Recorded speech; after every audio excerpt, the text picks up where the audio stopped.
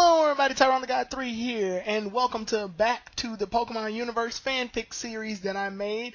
I know I said I wasn't going to do any fanfic episodes this week because I was going to go ahead and work on some other projects, but I felt rather productive today and busy as a bee, so I decided to go ahead and make a few exceptions here and there and just go ahead and bust out this one right now, and then I'll go ahead as a treat do episode 10 earlier in the week rather than making you guys wait 7 more days. Because this episode and the next episode are kind of connected anyway. So, with this episode is titled Episode 9, River City's Flow, the Poke Poet. This episode has a lot of development in it, obviously, because they finally make it to the city that Trent needs to be at in order to gain his first badge. So, yeah, we're at the main city now where the gym is. And this was a really fun episode for me to write just to introduce the gym leader. Plus, I don't like the number 9 in particular, so I didn't want to make that like the gym leader episode and jump right into it. I felt like some development needed to be said anyway. So I went ahead and decided to go ahead and make a gym leader-like episode to introduce the gym leader. And with that said, the episode begins with Trent, Luna, and Coda. They finally make it to River City. Coda's the one that pointed out. And they run straight to River City, but they notice that they can't get into River City like a normal city. They have to like wait and go through this gate. When they go through this gate, they notice that they wind up on a boat, and the boat heads off, and Trent and the others are confused as to the mechanics of what's going on. A citizen explains to them that the boat travels through various different stops because it's known as the shuttle boat. And the shuttle boat, the River City's entire city is set up like one giant,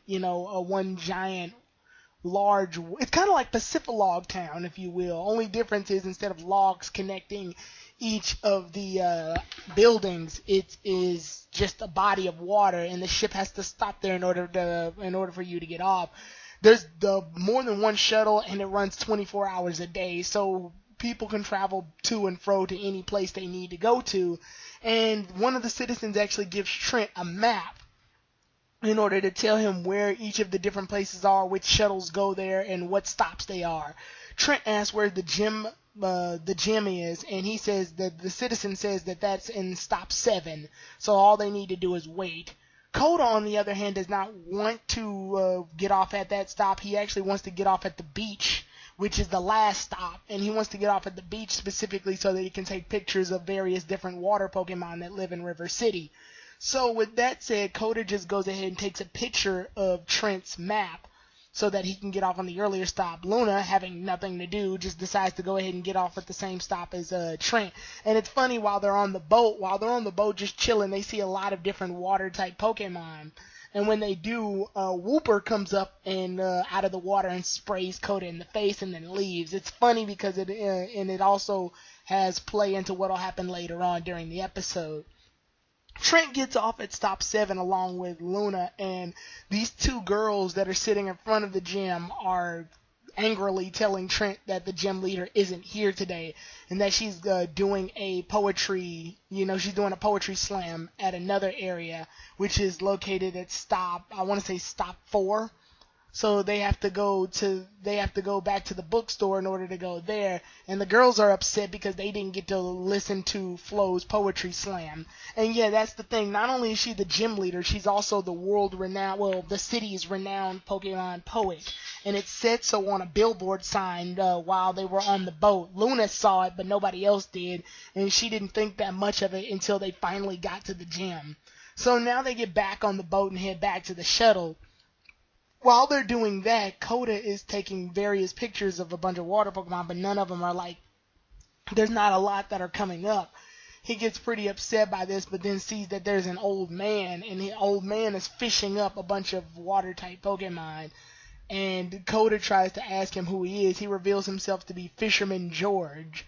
And Fisherman George states that he used to be an adventurer. He used to sail across all the seas and, collect various look at various treasures and, see wild water Pokemon and things like that. But ever since he's turned 60, he hasn't been quite as active. So because of that, he just spends most of his days fishing. Wooper shows up, the same one from before, and sprays Coda in the face. It's revealed that this Wooper belongs to Fisherman George. So Then, as a apology, Fisherman George says that he'll fish up some water Pokemon, some really good ones, so that Coda can take pictures of them. So while this is happening, we cut back to the bookstore. When we cut back to the bookstore, Trent busts into the bookstore, demands his challenge, and Luna covers his mouth before he gets to yell out anything because she's in the middle of a poem. Flo then states her poem, and when she says her poem, everybody gets moved. It's one of the best poems that they've ever heard, and they all snap their fingers in respect and everything. It's just such a great poem. And Luna even gets awestruck by how well the poem is. Trent really doesn't care. He's more or less impatient and ready to go to his gym battle. Flo then comes up to Trent and looks at him, and rather than being annoyed by Trent's annoying antics, she's actually pretty enthralled by his spirit. Like, she's actually respects Trent a lot for how much spirit that he's executing at the time, and she introduces herself to Trent. Luna introduces herself as well and compliments her on her poem, which was really beautifully said. Flo at this point learns the situation, and Trent tells her why he came to the city in the first place. Flo says that she's done doing her poetry slam here and that she'll go ahead and make an exception even though she wanted the day off. But she likes Trent's spirit enough to the point where she's like, yeah, I like your spirit. Let's go ahead and have this gym battle. Trent gets excited and they all head back on the shuttle boat so that they can head back to Stop 7, which is the gym. When they head back to the gym, however, this is where things get interesting. We cut back to Coda and Fisherman George. Fisherman George is fishing up all these cool Pokemon.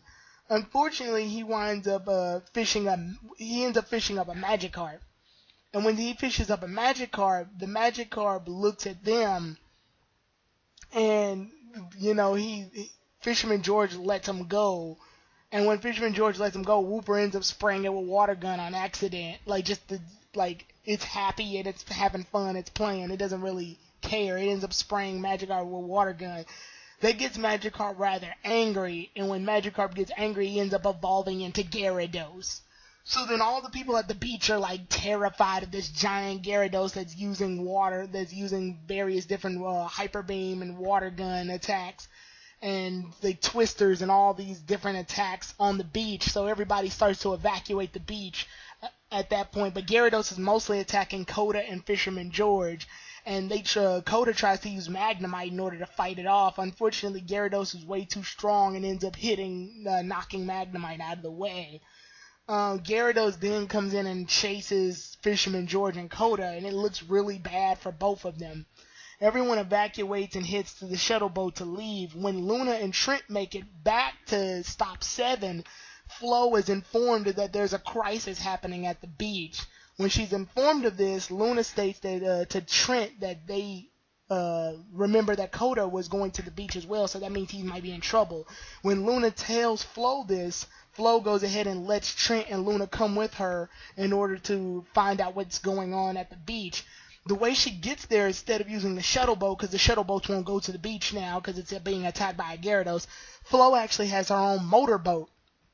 So they all get on the motorboat, and when they zoom to the beach area, they go to see what's going on. They see that it's Gyarados attacking the entire area. Thankfully, Gyarados is about to attack Coda and Magnemite because right now they're the ones that are open and they're cornered. Before the attack goes all the way through, Wooper, the Fisherman George's Wooper, ends up using Water Gun on Gyarados' face to catch his attention, and it chases Wooper and almost does serious damage to Wooper before Flo and Luna and Trent come in. Flo is revealed to have Lumineon as one of her Pokemon, and Lumineon uses Aurora Beam in order to fight off against Gyarados. It also knows Whirlpool. So it ends up fighting off against Gyarados, to keep it busy, and Luna ends up joining the battle too with Katini, and Luna suggests to Trent to use Pichu. So then Pichu ends up trying to attack, and he uses Thunder Shock. But then the Thunder Shock ends up backfiring and hitting Pichu as well because, it still doesn't have control over the electricity. While this is all happening, Coda, Fisherman George, and Wooper safely make it to the evacuation area of the shuttle boat so that they can get away. And once they get away, Flo notices something about Trent's Pichu.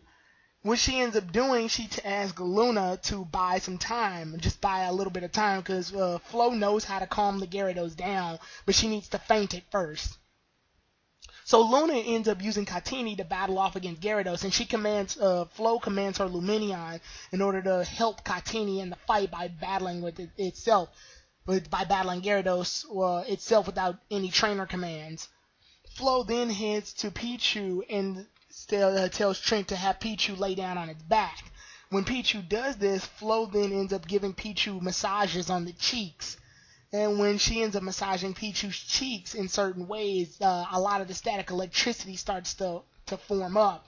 Pichu ends up getting up, and Trent tells Pichu to use Thunder Shock, and he uses it without shocking itself this time. Flo states that what she's done is that she's released a lot of the stress, knots, and tensions that were in Pichu's underdeveloped electrical sacs that are in its cheeks. Now Pichu can use electric attacks without hurting itself.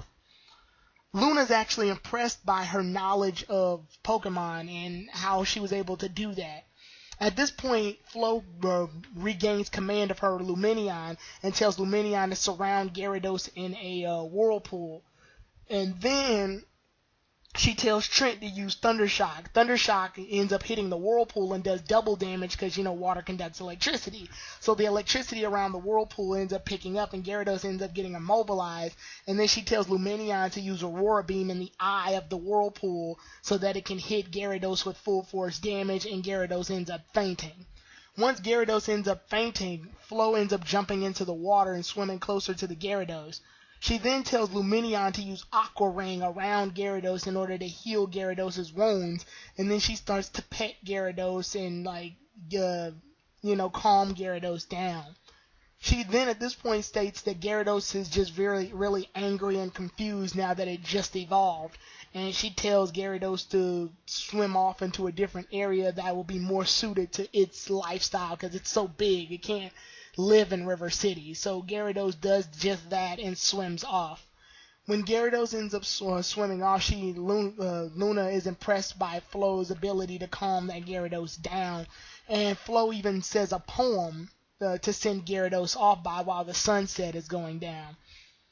Luna then warns Trent that he needs to be ready for their battle tomorrow because Flo is no joke. The ability that she showed on her, using her Lumineon and the poem that she stated, as well as how well she can take care of Pokemon, makes her a really admirable foe, much more powerful than any trainers or Pokemon that they fought previously in past episodes. Trent does take this into account, but overall he decides to be just as cocky as he normally is, so he doesn't take it as seriously as Luna wants him to. After this, everybody heads back to the Pokemon Center in order to, recover from what's happened and rest. Flo states to Trent that, Lumineon needs rest, and it's been a long day, and it's basically nighttime when they make it to the center, so she's going to go ahead and postpone their gym battle until tomorrow morning. Trent agrees to this, and Flo ends up leaving and heading back to her gym. Meanwhile, at this point, we see that Fisherman George is thanking all the children for having such a fun time, and it's the most fun that he's had since he's been retired, and he just really loves all the action that happened, but he's also sorry that he got him in that much danger. Because of this, Wooper also thanks Coda by really being happy, and the way Wooper expresses his happiness is he sprays people in the face. So he sprays Coda in the face and just happily giggles and stuff like that. At this point, we see a lady charge into the Pokemon Center, look for Fisherman George, finds him, and grabs him by the ear and walks off. Turns out this is Fisherman George's daughter. She's overprotective and is really worried about Fisherman George ever since he's, ever since he's been out going on these crazy adventures. So once she learns of the whole River City incident that happened earlier today, she gets all worried and mad at Fisherman George because he could have been killed. So she drags Fisherman George off, and he's like, "Well, I gotta go, kid. See ya." So then she drags him off, and that's basically the end of it. Then Trent looks at his Pokeball, and then he looks serious and is determined for the gym battle that's going to happen tomorrow. Luna asks, is he worried? And he says no, but in reality he kind of is. So with that said, the episode ends right there. I gotta say, I didn't know how well a gym introduction was because, I never had to do one. So this was my first, and I gotta say it was really well done to me. I think this was my favorite way to introduce a gym leader so far. And I just love the way everything happened. I love the intensity of everything that happened. I love how certain storylines were happening at the same time. I love how Fisherman George and Coda and Whooper's storyline was the plot B that eventually joins with plot A, which is Trent trying to find Flo and battle her in a gym battle. This episode does a really good job of showing off Flo's skills with Pokemon and how well she can interact with them, how well she can calm down with them. And if you haven't already guessed, she has Lumineon, and this is River City, and they fought a Gyarados. She's a Water-type gym leader. I don't think I have to sit here and be like, spoilers, she's a Water-type gym leader. No, I think it's pretty obvious Flo's a Water-type gym leader. She's also a poet. I love making gym leaders have a secondary occupation just to make them, just as busy. So I thought it was really cool to make her a poet. I thought that was a really good job. Unfortunately, you all don't get to hear the exact poem until I post the episode up. Post the episode up and you all will be able to download it. After episode 10, I will try to find a way for you guys to download the episodes and read them yourselves, because I feel like me just explaining what happens in the episode and my feelings on making the episode doesn't do the episode enough justice. I feel like if people read it, because there's certain things I type dialogue-wise that probably mean more. I make references, I make some hidden references, some things like that. So yeah, but I just couldn't explain it all in one video. Otherwise, each episode would be about 2 hours long. And if I really wanted to, I wanted to get a bunch of people together and do voice acting for it, but I know that would take a lot of time. Maybe in the future, maybe it's a thing I wanted to do. But overall, I love, when making River City, that's probably my favorite part about this episode. As writing a fanfic, I have to think about which places and locations they go to, otherwise they're just in this this blank space in my mind. So I love making the environment, and when I made River City, I didn't think it would turn out this well. River City, to me, I think is probably one of the most unique cities I've ever made in this entire fanfic, and I'm currently on episode 40, so yeah, that says a lot. Just 30 episodes later, this is still one of my favorite places, just because it's going off of the fact that, they're in a large water-based town. And I'm pretty sure there's towns in video games and anime that follow this exact same process. I know there's one town where they travel like in Avatar: The Last Airbender, where they use the gondola to get to most places. So I was kind of thinking like that mindset. So the shuttle boat was just a nice call back to that. It's kind of like a public transportation type deal, but once they get to what areas they need to be at, they can get off and do whatever they need to at that time. So yeah, I really liked making the city. That was probably one of my favorite parts of this episode. I also like the introduction of Fisherman George and Whooper, because they are playing, I do want them to make a return. I won't say when, but I do want them to return, because I thought they were really cool characters. Making a funny old man and, happy little water Pokemon. Yeah, and I always had a soft spot for Whooper. I always loved Whooper, just because, I don't know, when you look at Whooper and you look at its face, it's adorable, and stupidly happy. It's this blank, simple face that's smiling, and it's like the Walmart face.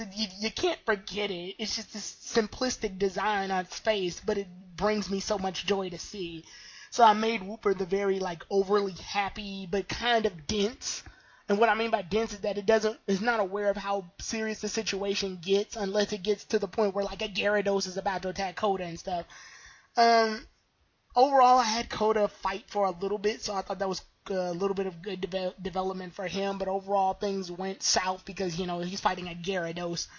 But I did love the fact that there's some plot development. Pichu can now use electric attacks without hurting itself, various things like that. And even Luna was useful in this episode. So, yeah, I really am proud of how well I made this episode. But, with that said, the next episode will be the gym battle. So, the next episode is titled Crashing Waves, a battle in flow motion.